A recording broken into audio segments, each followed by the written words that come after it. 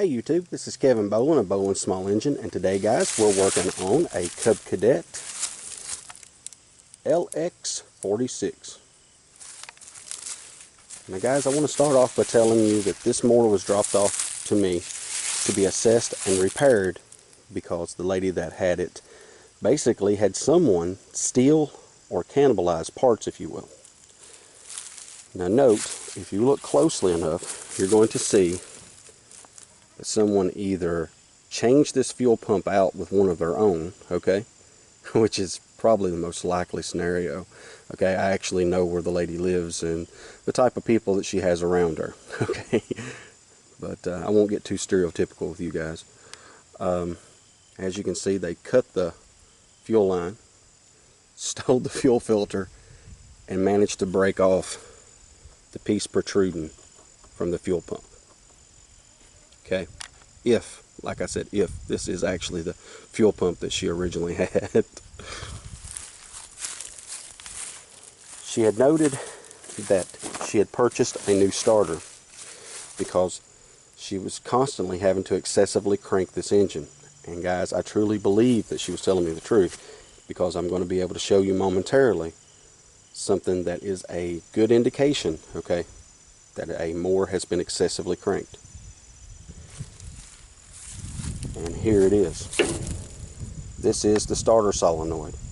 And as you guys can see, it has been hot, extremely hot.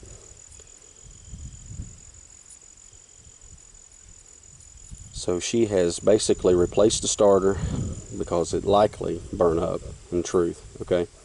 And of course this part was neglected because more than likely it was actually functioning at the time, and now it's just completely went kaput. So, be as it may guys, it's going to need a new solenoid, starter solenoid, or celluloid if you will. I call it celluloid. Now it's kind of ironic guys that I've run into so many solenoid issues, but it isn't surprising, okay? The reason being is these 7000 series engines are notorious for being excessively cranked before they start. I have not only experienced this with myself, okay, when it comes to starting these engines, but I've heard other technicians say the same thing, that once they get a little age on them, they're extremely hard to start. And all of us seem to agree that it's typically because of the coils. They get weak, or worse, they just completely go out. Now note guys that this particular 7000 series has the smart choke technology.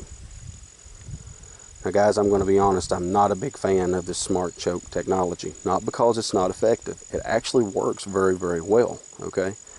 But in truth, it's just another electrical component to contend with, okay, if you basically have a failure. And I appreciate simplicity when it comes to an engine, as I'm sure most of the service technicians out there do as well. Why they put all this fancy crap on these engines nowadays is truly beyond me. It's not necessary, honestly. I think it's just a way for a lawyer to line his pocket, okay? Or the engineers. But anyway, I'll quit rambling on, and I'll show off the mower a little bit more. Oh, now I want to note also guys that she said she had a belt issue with this lawnmower, where she had her neighbor, I think, work on it, or maybe a mechanic, I'm not sure, okay? But regardless, she wanted me to address the belt issue because she thought that it was too short. So I may potentially have to purchase a belt for the mowing deck. I will, of course, keep you guys updated on any additional failure that I might find with this piece of equipment. This is basically my first assessment, so until I get the engine running, you know, it's a little hard to contend with the other issues, unless they're evident, okay? So, just want to note that, guys. And until the next video, YouTubers.